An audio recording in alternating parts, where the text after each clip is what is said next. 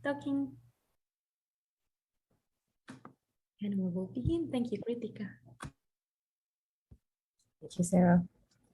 Thank you, everybody, for joining us yet again for another interesting session in this third webinar in our series.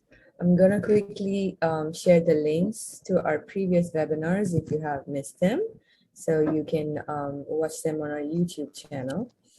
And I am going to do a quick, brief overview on ISWP and our activities and how the methodology and the integration subcommittee.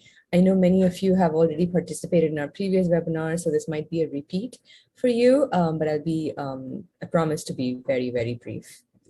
So thank you again. And our co-chair, Amira Tashi, is unable to join us today. Unfortunately, she's stuck in a refugee camp. She is traveling internationally, so she's unable to join us today. So Sarah Monera and myself will be covering on her behalf too. So the learning objectives for today is that I will provide a brief background and the project methodology and general results and specific results for the WHO steps 5 and 6. So if you'd like to listen to the recording from steps 1 to 4, please follow the YouTube channel link that I shared in the chat to watch the previous webinars. So today we will focus on steps 5 and 6. So as a background, 70 million people require an appropriate wheelchair to enable them to participate in their communities. The World Health Organization estimates that only 15% have access to the products and services they require. So lack of appropriate trained personnel to provide the services is one of the key barriers to meeting the global wheelchair need. The enactment of the United Nations Convention on the Rights of Persons with Disability and the publication of the World Health Organization's guidelines on the provision of manual wheelchairs and wheelchair personnel training packages raised global awareness of the immense and the urgent need. So these are the global organizations and initiatives that are currently promoting assistive technology. GATE is the Global Alliance of Assistive Technology Organizations, which is part of the WHO, and the International Society of Prosthetics Orthotics and ISWP. So ISWP, to build on this momentum, was established in 2015 to serve as a global resource for wheelchair service standards and provision through advocacy, training and testing, standards, evidence-based practice, innovation, and a platform for information exchange.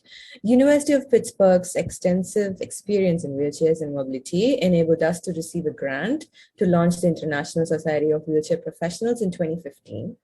So we are funded by the United States Agency for International Development, that's USAID. So this is our focus. So we focus on improving the lives of wheelchair users, especially those in less resource countries, by advocating for governments to pay for appropriate wheelchairs and services, training clinicians on fitting clients with appropriate wheelchairs, and educating wheelchair users on how to use and maintain their wheelchairs, improving the quality of wheelchairs by working with manufacturers, suppliers, and wheelchair technicians. And everything we do is based on research and or has the opportunity to contribute to additional research to improve the lives of wheelchair users worldwide. So today we will, the entire webinar series is part of the training working group, which focuses on the training and education. So these are some of our education and training initiatives. And most of them are free access on our website. So we welcome you to visit our website. So the basic test and intermediate tests are most popular resource used by many clinicians and service providers on our website. We have the trainer recognition process, the professional standards board, which focuses on the ISWP certification. The academic training partners is a community of practice among academia and training institutions. We welcome you to also be part of that group. And we have the hybrid training programs, the mentoring program, Last but not least, the project on the revision of the ISWP online modules, which is based on the WHO training package at the basic level. So the integration subcommittee, which, like I mentioned, falls under the training working group, and we have 10 members from various universities and nonprofit organizations. So the purpose of this committee is to integrate wheelchair provisioning into pre-professional training curricula via evidence-based training materials and methodology. So the starting point for ISWP online courses is the release of the World Health Organization service training packages over the years. We started off with the release of the ISWP basic level online course in the year 2016, and then managers and stakeholders and training of trainers in 2019. So the foundation of our online courses is the WHO 8 steps. And again, these online courses are freely available on our website, and everybody's welcome to access them. So these are the available online courses. The basic we have in 4 different languages: English, French, Portuguese, and Spanish. The managers package is in English and Spanish, stakeholders again English and Spanish, and the training of trainers for basic and intermediate is in English and Spanish. So this is the training resource timeline. The focus is from 2012 to 2017, when the WHO wheelchair service training packages, different levels, were released, and our online modules were released on 2019. And then in 2021, that is last year, we started updating the online modules. So like I said, in 2018, the World Health Organization guidelines for the provision of wheelchairs in less resource settings was launched. And then 2012, the basic packages were launched, and they were supposed to be taught in person, option only. It's 40 hours, and then they have 2 parts. Part A is theoretical and part B is practical. And in 2019, we took the basic course and converted it into a hybrid option, where some of the content is taught online and some of them in person, reducing the cost, and also proving that the knowledge gained is the same as in hybrid training versus the in-person training. So the project rationale for this project, this is the new updates on the ISWP online modules, is the flexibility constraints, so graphics, languages, and a number of stakeholders, and inadequate mechanism to maintain content currency, and content and balance needs to evolve on the basis of experience and evidence. So we are ready for the update, and our original goals is to streamline and reorganize the content and also update them. So the methodology is that the integration subcommittee members first review the basic level reference manual, and then we pick specific topics, and then we share them with the subject matter experts for further review. And a team of the integration subcommittee then created these webinars and reviewed all the feedback from the subject matter experts and our committee, and grouped them together and put this webinar package for you. So this is the timeline. So the integration subcommittee reviewed them from November 2020 to June 21. Then last year we shared them with the subject matter experts, and then a small team worked to develop these online modules, and then we are presenting them to you today. So this is where I would like to invite my colleague, Sarah Munera, to take forward this presentation. Thank you so much. Thank you, Kritika. So as you already know, for being part of our first and second webinar, we are sharing the results of this important work that Kritika just shared and mentioned. So the results are regarding the terminology and how that was updated, how we reorganized the different modules, and the modifications we did on the content. And throughout, you will see that that slides that are related to terminology are in orange, and we have that icon as a book. Those from organizations are in pink, and we have this icon. And for content, we also have a specific color, which is blue, and a specific icon. So in general, for these steps we are talking about today, which are steps 5 and 6, in the terminology, we talk about parts of the wheelchair and anatomical terminology based on ISO and RESNA standards. We mentioned this already in our first and second webinar. In terms of organization, we restructured the modules, and in terms of content, we added more information regarding the wheelchair preparation, particularly referring to the frame measures, and we also added modifications for some fitting techniques. So let's talk in detail about all this. Particularly in terminology, we talk about the anatomical terminology and added more clinical terms instead of just lay terms. So for example, instead of saying sitting bones, we said ischial tuberosities and then in parentheses, sitting bones, just so this information is both for clinical background personnel, but also for community personnel. So these modifications allow us to talk to both of these audiences. Regarding wheelchair terminology, particularly some word that is in these two steps are the wheelchair brakes, and we changed that for wheel locks based on the recommendations from some subject matter experts. And particularly for frame dimensions versus seating system dimensions, we also created some differences that I will explain further when we talk about the content. You have already seen this slide. So instead of saying sit bones, we said ischial tuberosities, and then in parentheses, the lay term. Instead of hip bones, greater trochanters. Instead of shoulder blades, scapula, and instead of tailbone, coccyx. And here we have the different terms that were used in the original packages for the different parts of the wheelchairs.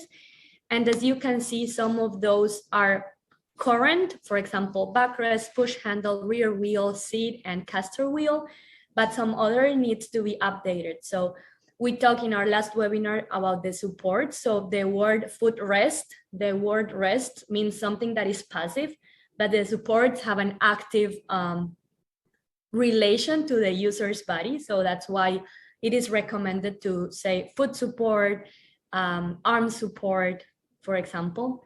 I already mentioned the change instead of brakes, wheel lock, instead of footrest, hangers, lower leg support assembly, hand rims, lower leg support instead of calf strap, and seat cushion. And remember that we talked in our last webinar that the supports are, so instead of rest, we now call it support, and it should be named based on the part of the body that is touching instead of the function of the support. So that's why we have lower leg support, for example, instead of calf strap. If we can go to the next slide, thank you, Kritika. We have some more examples that I just described, so we can move to the next one. Next one again, thank you. So these were all the modifications we did regarding terminology. Now, particularly for organization, it was pretty much the same that we did for most of the module. We can go to the next slide.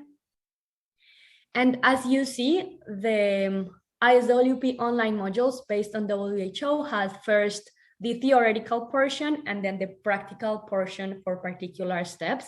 So A7 talk about cushions, and then we had the practical regarding product preparation, fitting, and problem solving. So we added information regarding A7, which is cushions, to a step 6 particularly, and now it's all combined in those particular steps 5 and 6. And we also added some information regarding problem solving. We will discuss that in detail in a little bit. Next slide, please, Kritika. Thank you. So regarding problem solving, as I just mentioned, we realized as a group that we do problem solve in different portions of wheelchair service provision. So we would like you to share in the chat in which parts or in which steps of wheelchair service provision you problem solve. When do you find a problem and when do you try to fix it or modify it. So I will give you a couple of minutes so you can share with us in the chat when, in which step you problem solve. You find a problem and then do a thinking process in order to create a solution. If anyone feels uncomfortable typing in the chat and it's better to unmute your microphone, please go ahead and do so.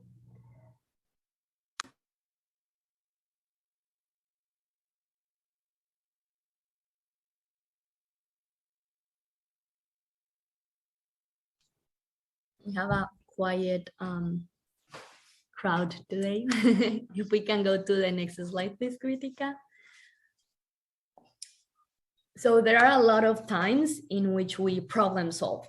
For example, during assessment, when the wheelchair user's body shape differs from the pictures from the measured guidelines. So for example, if we are measuring the width of the hips, but the most wide portion of the lower body of the user isn't the hips, but the knees, then we will have to take that in reference as well in order to provide the appropriate sit width. So that is one example of problem solving. Something doesn't come as expected, and then we need to start thinking. And Herbert just mentioned in the chat on steps 2, on steps 5, on step 6. Thank you very much.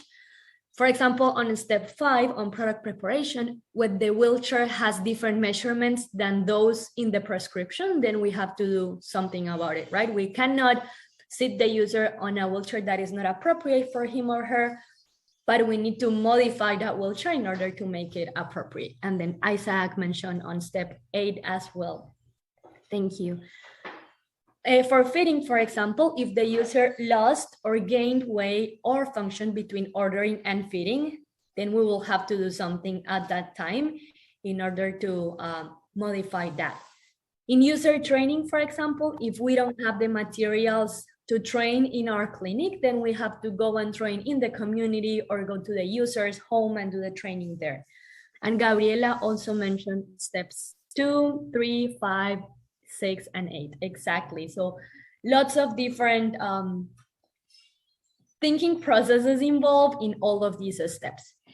And now on the next slide, we have another question for you.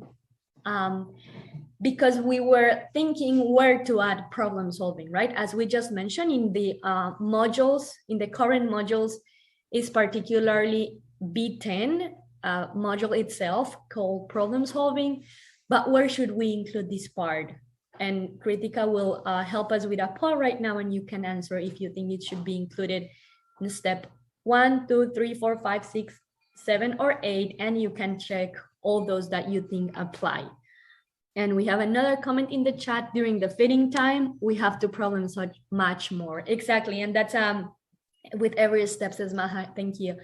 And that's an important comment, Faminda, because if we, and you can type in the chat as well, so we don't have to create the poll. Don't worry, Kritika. Please type in the chat. We have some comments now in fitting with every step.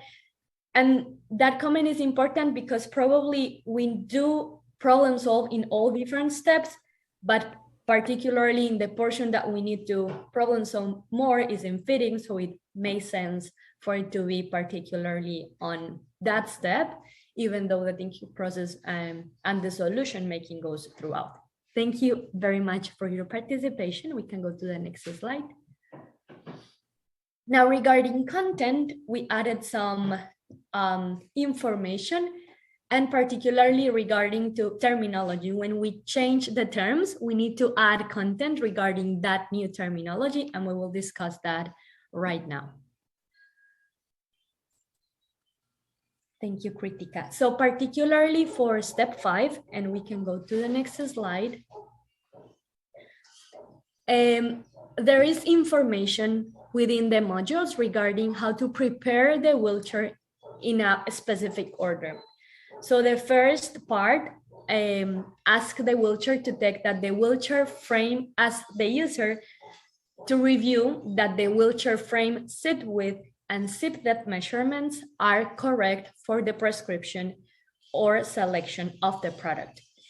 So we are saying here wheelchair frame seat width. So we are talking about a particular width within all the different wheelchair measurements. And if we go to the next slide, we can see that we have different widths within the wheelchair. We have the head support width, back support width, the seat width. All these are measurements regarding the seating system of the wheelchair. We also have the wheelchair width, which is the wheelchair of the width of the wheelchair as a whole, including the wheels. So that is an important modification, referring if we are talking about terminology of the wheelchair frame or terminology regarding the wheelchair seating system. If we go to the next slide, we can see that the second thing that we should check is that the cushion width and depth match the frame dimensions. So talking about the relationship of the measurements of the seating system and how that relates to the frame dimensions. And of course, the third one is to carry out the wheelchair safe and ready check that will remain the same. For step 6, which was fitting, we also added different content. And this one is a really important and major one.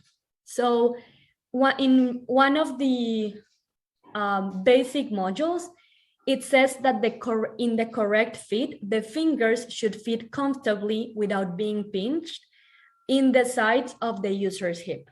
So that will mean an increase in the wheelchair seat width regarding the user's hip width. That was what was originally on the modules.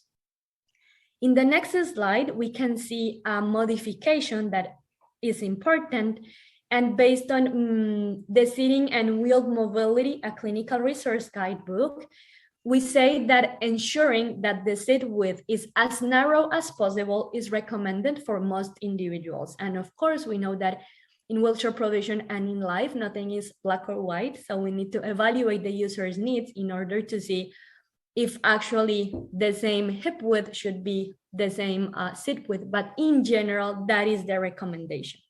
So the recommendation now is not to increase from the user measurement. So if the user measurement is, let's say, 40 centimeters in the hip width, then the wheelchair seat width should be the same, 40 centimeters as well.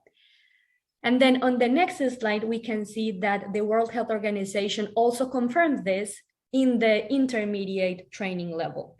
So we can see here how to measure the hip width in the first column. And then in the second one, the wheelchair component that relates to that measure. So the measure from the user's body hip width relates to the seat width. And it says that this measure should be the hip width equals the seat width or the distance between the pelvis side pads. So once again, do not add from the user's body measurement, it should be the same. We can go to the next slide, Kritika, thank you. There is also a recommendation or a modification regarding the rear wheels position for hand propelling.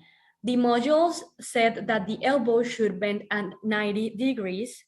And in the next slide, we can see that based on the preservation of upper limb function following a spinal cord injury, the clinical practice guideline, we have a recommendation, particularly talking about the position of the rear axle, in which the angle between the upper arm and the forearm should be 100 or 120 degrees. So that's important. I'm gonna read a comment that we have in the chat. Maha is asking why this doesn't make sense. For example, in winter, the user is wearing thick winter clothes. Yes, Maha, that is an important comment that is also mentioned on the WHO guidelines. So as I mentioned, nothing is black or white, yes or no. We need to evaluate the need from our user. But the current recommendation is that if you, and I'm gonna use my hip. Let's see if I'm able to.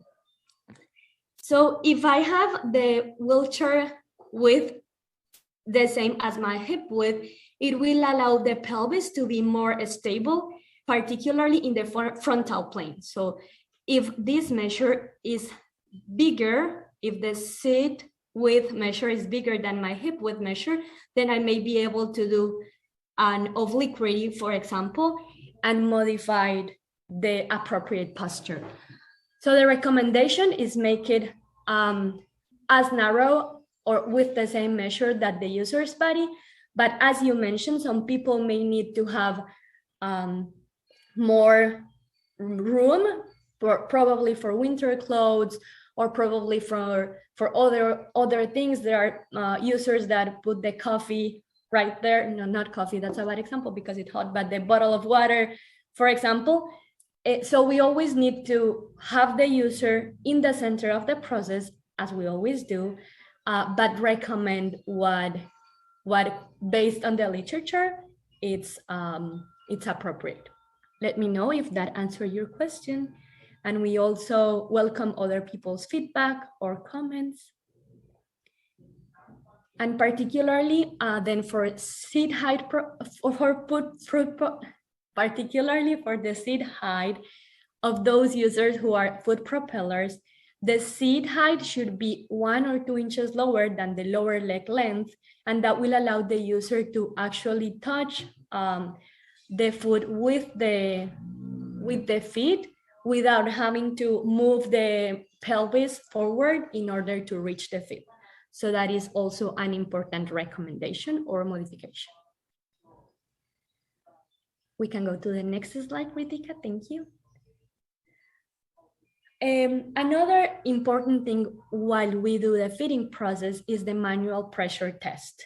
So we all know that the modules recommend that we explain the user what we are doing. We ask them to lean forward, put our hand, ask them to lean back, and then evaluate.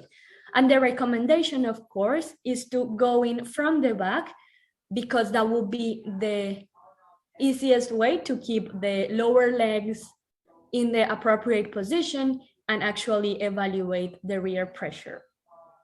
But sometimes it is difficult to test from behind, and probably you all know this from your experience.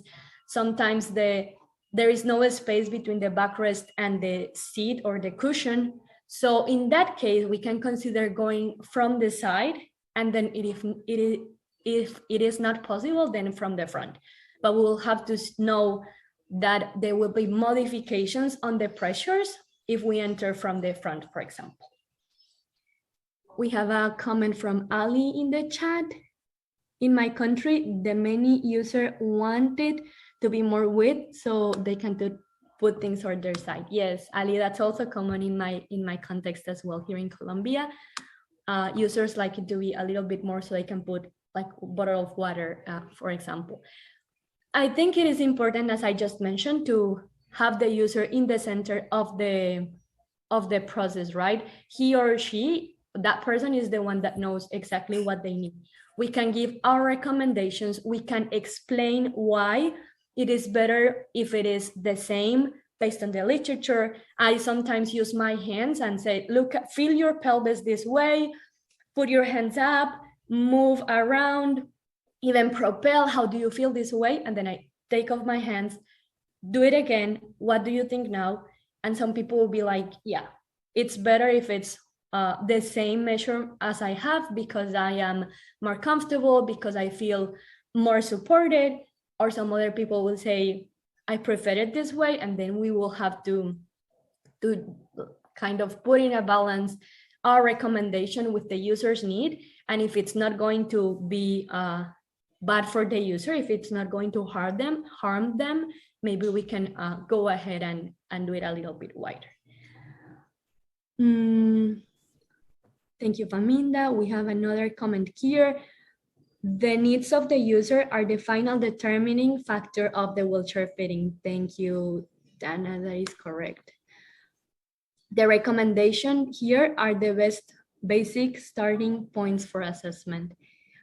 Yes, thank you very much for that clarification. And Ligia said it happens very often and requires a lot of education for clients. Yes, that is correct. And That is why it is important to like do exercises like this, talk in the community, read about these topics, and have a good understanding of why these are the recommendations, and as Dana mentioned, the basic starting points for assessment, so we can discuss that with the client and reach the best option for the prescription or selection of the product as well as fitting. Here are the resources that we use to update these particular steps, and we want to thank particularly Michelle Lange for her assistance with these revisions.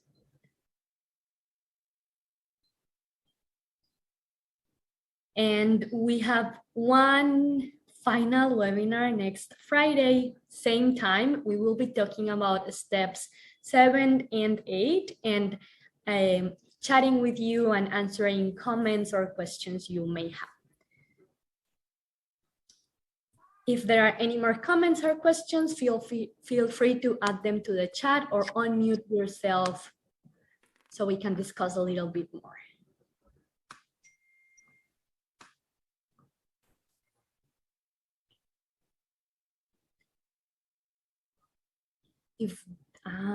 And Kritika just shared with us the YouTube channel for all of the recordings in case you want to see what we shared under steps 1 and 2. Every steps and some important for wheelchair assessment and ordering, that is correct. Thank you, Paula. Can you talk a little more on the part you mentioned about arm angle? Yes, Maha, of course. Kritika, can we go back some slides, please? I think 44. Thank you.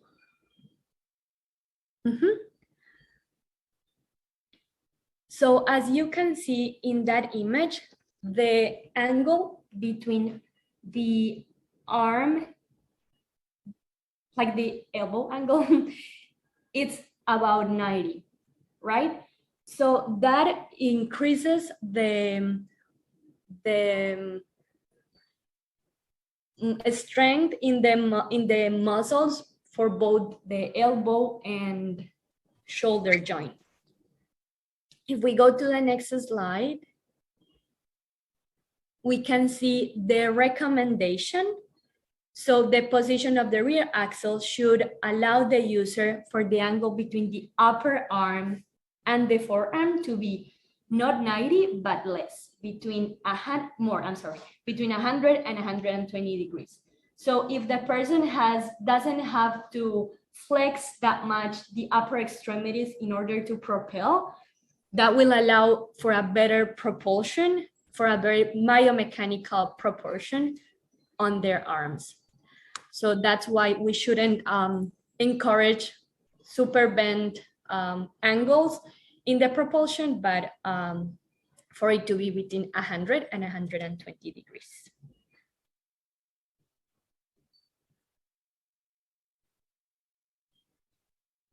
Clock-like, and thank you for this point. So clock-like point 10 to 2, point will be the hand position during propelling.